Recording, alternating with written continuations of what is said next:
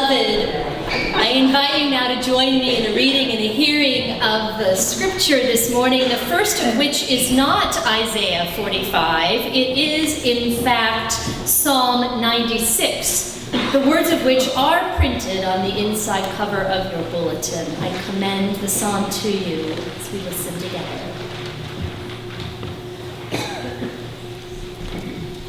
Oh, sing to God a new song. Sing to God, all the earth. Sing to God, bless his holy name. Tell of God's salvation from day to day. Declare God's glory to all the nations, God's marvelous works among all the peoples. For great is the Most High, and greatly to be praised, indeed to be revered above all gods. For all the gods of the people are idols, but the Most High made the heavens. Honor and majesty are before God. Strength and beauty are in God's sanctuary. Ascribe to God, families of the peoples. Ascribe to God glory and strength. Ascribe to God the glory due to the holy name. Bring an offering and come into God's courts. Worship God in holy splendor. Tremble before God, all the earth.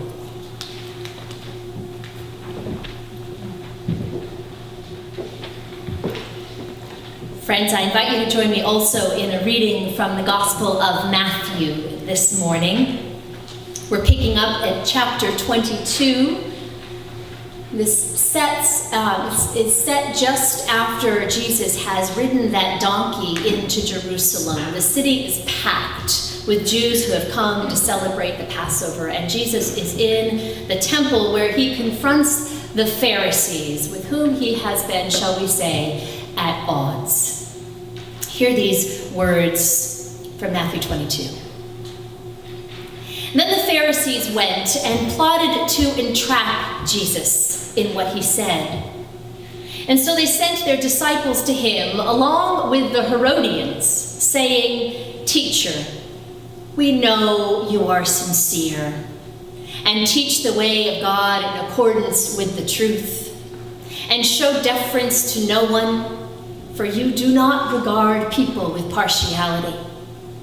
Tell us, then, what you think. Is it lawful to pay taxes to the emperor or not?"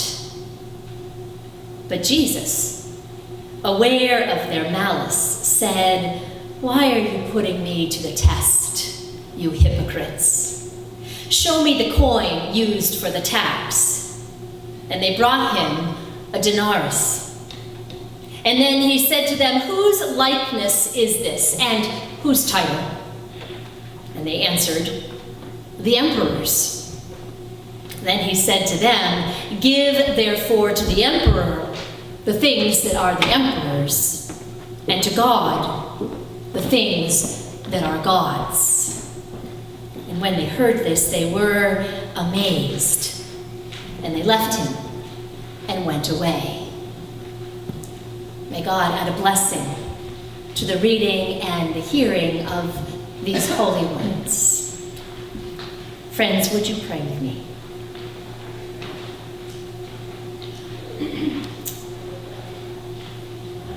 Generous-hearted God, oil the hinges of our heart's doors, that they may swing easily open to welcome you.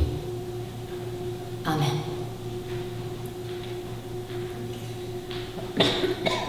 So the poet and the pastor and the theologian all competed for space in my head this week as I read this scripture text and also attended to the stories that have unfolded around us. Have you heard that two neutron stars collided? Exactly how long ago, I don't know, but astronomers saw the flash caused by that collision back on August 17th, which happens to be Craig's and my wedding anniversary. This week, astronomers reported on what they've learned from that collision, the first of its kind ever to be observed. It turns out, colliding neutron stars produce gold. Massive quantities of gold, the same stuff that makes up my wedding band. Also tooth fillings, cell phone components, Olympic medals, and gold coins. Now, the coin that the Pharisees had in the temple probably wasn't actually made of gold. But I'm going to take a little poetic license here to connect the dots between two collisions that are worlds apart, literally. The one between two neutron stars, and another between two Jewish factions in first century Palestine and an itinerant preacher named Jesus. Because I think they all belong to the same story.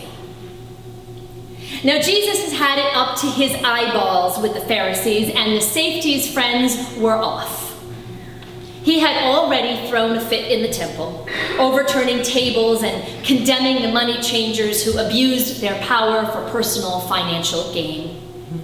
What followed was an electrically charged exchange between the temple officials, those Pharisees, and Jesus. One ticked off Jesus about just what they owed to God, the God they claimed to serve. Some of you may remember the parable we read 2 weeks back. A landowner sent first his slaves and then his own son to collect the harvest from tenants whom he'd put in charge of his land. But rather than giving the landowner his due, the greedy tenants killed every messenger, including the landowner's son. In no uncertain terms, Jesus accused the Pharisees of being just like those greedy tenants, self-serving, negligent in their duty, disloyal to God. And those accusations put Jesus on a crash course with those enraged Pharisees who regarded themselves as faithful adherents to and defenders of the law of Moses. So riled up were they that they joined forces with the Herodians, King Herod's peeps, Roman sympathizers with whom they otherwise shared nothing in common. Together, the Pharisees and the Herodians plotted to take Jesus down. Teacher, we know you are sincere and teach the way of God in accordance with truth and show no partiality. Literally, you do not regard the face of anyone. Tell us then, is it lawful to pay taxes to the emperor or not? It was, my friends, a question designed to corner Jesus. A question with no right answer. You see, to say yes would have been to alienate the Jewish populace, Jesus' followers, who were overburdened by Caesar's tax. But to say no would have been an act of sedition against the Roman Empire. So, Jesus said neither. Instead, he answered their question with another question, which was a habit he had, requesting a coin and asking, whose likeness is this? And whose title? The answer, of course, is Caesar's.